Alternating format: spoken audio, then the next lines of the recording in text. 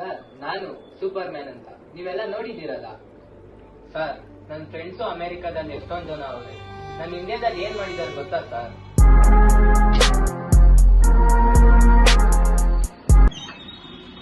ಅಪ್ಪ ಯಾರ್ಕೊಂಡು ಹೋಗ್ಬಿಟ್ಟು 1 ಲೀಟರ್ ಮೊಸರು ತಗೊಂಬ, ದುಡ್ಡು ಆಮೇಲೆ ಕೊಡ್ತೀನಿ.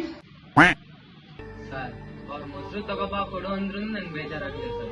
2 ತಿಂಗಳಿಂದ ಬ್ಯಾಲೆನ್ಸ್ ಅಮೌಂಟ್ ಕೊಟ್ಟಿಲ್ಲ ಸರ್. ನಾನು ಲವರ್ಸಿಗೆ ತುಂಬಾ ಹೆಲ್ಪ್ ಮಾಡ್ತೀನಿ ಸರ್. ನನಗೂ ಪ್ರೀತಿ ಅಂದ್ರೆ ಇಷ್ಟ. ಮೊನ್ನೆ ಏನಾಯ್ತು ಗೊತ್ತಾ ಸರ್?